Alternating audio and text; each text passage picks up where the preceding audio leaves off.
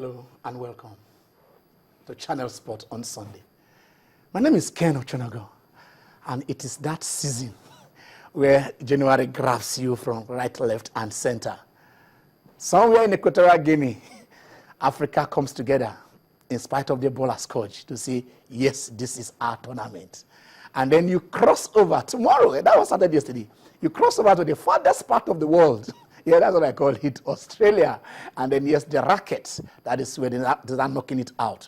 Roger Federer. I called him 3 times because that is the greatest of all tennis players who has ever lived. And he's still there trying to get that 18th slam. Will it be possible for Roger? He's already the greatest. Can he be greater than the greats? That is what we are looking at. And then we'll come back because at FIFA, people are trying to say there is something going on.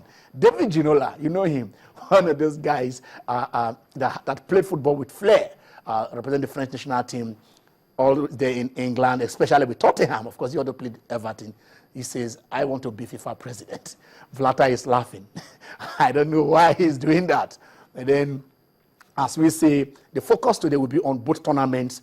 AFCON in Equatorial Guinea, where the big stars are not there, some of the big stars are not there, and then the defending champions, Nigeria, your Nigeria, my Nigeria, our Nigeria, will be watching from Lagos, from Kaduna, from Sokoto, we'll be watching from even Uyo, from that beautiful stadium where it is happening. We'll be watching it. A new king will be crowned. Zambia will be going back there, where against all odds they won it, 2 editions ago. But right now they are going with an indigenous coach, not the man who tutored them, because Harvard, the man has transcended. He is now an Ivorian, not a Zambian. But then in England today, it will be the nursery school versus the university when Arsenal visits, where they send their graduates to Manchester City at the Etihad. But I'm here, not alone, always with Tayo. Tayo. Good afternoon, Ken, and good afternoon to our viewers. That your punchline, I will consider that the punchline is the Manchester City and the Arsenal game. I mean, where the kindergartens graduate to secondary school, that gap is a lot. I mean, really, not even to the primary school. But it's going to be a good game. Arsenal and Manchester City is a game we're all looking forward to. A lot of people will be surprised with the outcome. Some people expect it to tilt the way of Arsenal FC. I, for one, will want to see what Arsenal FC will have to offer. The last time they played, it was 2-2, but it's a game we can't ignore. Sanchez Aguero, that will be the highlight of the game. These 2 guys have been fantastic. Minus Yaya, minus Bonny. Wilfred Bonny gone to Manchester City. He is yet to play. But he won't be there. He is with the Ivorians as they prepare to do something. Yaya Toure, that's been very, very.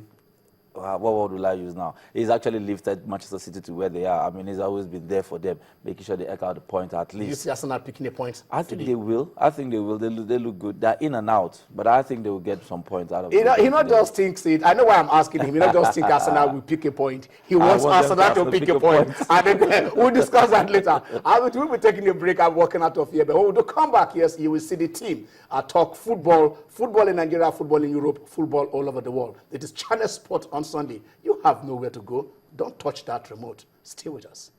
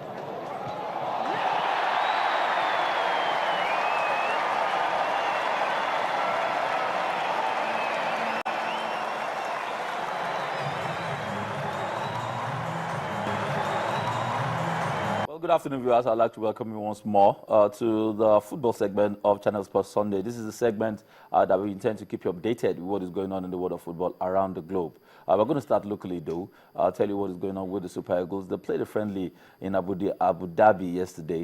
It was between Super Eagles. I don't want to call them Team B or Team C, but it was the Super Eagles taking on Yemen.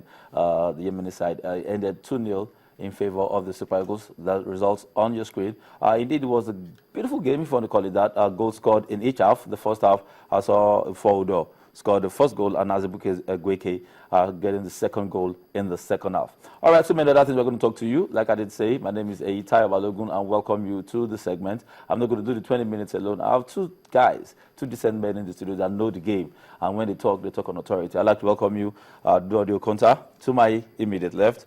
And to his own immediate left is Larry Pinel. I'd like to welcome you to Nodi. Yeah, good afternoon, Tayo, to our listeners, to our viewers. Good afternoon. All right, Larry Pinel. Always a pleasure to be in the studio talking football. Again. Good to see you again. We're going to start with local football. I mean, if you want to use any word called local football, it will be with the Super Eagles. Some people call them Team B, some people call them the Amakachilai side, but the truth and the sincere truth is these guys are the Super Eagles. I mean, they get to prepare for the Championship of African Nations for 2016, and the qualifiers will start in the next. But they look good. They played against the Ivorians. They lost by a lone goal. With the way they played, we were convinced, and okay, maybe these guys have a chance. They went to the game against Yemen and got maximum points, winning 2 goals, meaning they left the international friendly on the eye. Are you satisfied? I mean, we should be tired of talking about a Team B or a Team C. Under Stephen Keshi, we saw so many guys pass through the works for Stephen Keshi. Eventually, we went back to status quo. Not exactly status quo, but the guys that we actually saw and expect to play at support the time. Again, it seems it has started again. Definitely, it has. I think it's the right step in the right direction. These lads would have actually been at home for Christmas or New Year, but they were in camp training for this Asian tournament. And then they went to Asia. To me, I think they saw and they conquered, apart from the fact that, you know, it afforded so many of them to actually have a change of location and travel to new grounds. It was an opportunity to bond for the local lads especially. Many of them play for various teams. Many of them are superstars for their various local teams. And then they went to camp, played against a star-studded Ivorian team and lost by only a late goal by Solomon Kalou in the 84th minute. They held their own against a star-studded team, it must be said. And this particular team preparing for the Nations Cup, talking about the Ivorian side, who many people have tipped that they may actually go on to win it. So for the local lads to hold their own against those boys, it shows that it's the right step in the right direction. And then the second game, they could only win Yemen. Yemen, not a football country, and 2 beautiful goals. Ofondon scored his first goal on the international scene for Super Eagles, and then Azubuike. Okay, my point is this. Are you sure we're not rigmaroling again? I mean, getting the same boys to try and see us qualify? Because these guys, maybe the crop will play the World Cup qualifier that will take place later in the year. Also try to qualify for the Championship of African Nations, like I said. Amokachi is in charge, right? As it stands, probably these are the guys that probably execute these games. Other Stephen Keshi, I will not rigmaroling. Don't we see Keshi coming back and say, okay, look, guys, you guys have done your bit. Let's bring this other set of guys to try and see if they can execute and achieve all this. I'm going to come to you, Nodi, but that is my point. I hope we're not rigmaroling. I don't think so. Chigozie Agbim kept against, was in goal, I beg your pardon, against Yemen. He's been part of the team for how many years? Solomon Kwambi, been part of the team. Azubuike Egueke scored a goal. Ufo Udon has made a claim. Golan Salami, Gambo Mohamed, all of these lads have been in and out of the team at one point or another. Udok as well, you know, if he would have been part of this team if not for the suspension and all of that. So, having said that, you would expect that, say, 7, 8, 9 of these guys will eventually make whatever team Stephen Keshi will invite. So it bodes well. So it's a step in the right direction. All right, I agree with you, and I'm sure a lot of people will agree with you. Let's talk about the look and feel of this new Super Eagles. I mean, we are down on confidence. The Nations Cup has started in Equatorial Guinea. Games were played. We're going to get to talk to you as regards these games. I'm talking about the Super Eagles. I mean, we still have so many issues. The NFF issues seems to never go away. We understand the CS have sat, and a new story will emerge from Monday that we will be tracking. But this Super Eagles side, what do you expect from them? I mean, remember, we're not going to be playing in the Nations Cup, but we have the qualifiers to fight for. Well, the big question is, for how long are we going to sustain this momentum? That's the big question. And because let me say, the farm or the garden for which these players have been nurtured is not suitable for them to want to express themselves. One, in terms of motivation, the league is not properly motivated. These clubs don't pay no much money in the league. The players are not properly motivated. So the quest to go outside Nigeria to play football is still there in some of these guys. We're likely going to lose some of them as this year runs out. So for how long can we sustain this momentum? That's the big question. Or can we build on this on this foundation? This was the foundation we all started in 2011 backtrack when Keshi came on board in December. His first major friendly was against Liberia in Monrovia. Yeah. He beat Liberia. That was when we discovered that Sunday Umba was not a midfielder, was a striker. Was combated. So we saw a lot of players. We felt these are players from the domestic scene that could lay claim to the main team. We saw how Keshi started the building process, how the foreign-based players came on board, joined them in a first qualifier. That was a game against Rwanda. We saw what they were able to do. We saw the level of competitiveness. We saw the level of enthusiasm in some of these players. Yes. We saw how it took us along. Yes. We saw what happened. We saw how it snowballed into success, even though we never expected that success in South Africa in 2013. We saw how in Sunday Umba, even when the commentator was saying, is it Warriors, is it Rangers?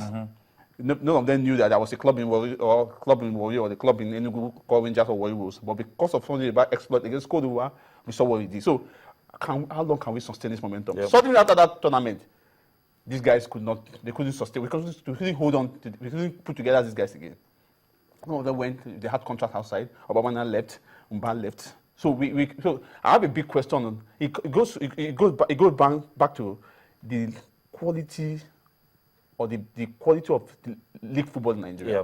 That's it. Okay. That's a big question because an Mfawundo will be scoring. You'll be celebrating Mfawundo. Any best player scored.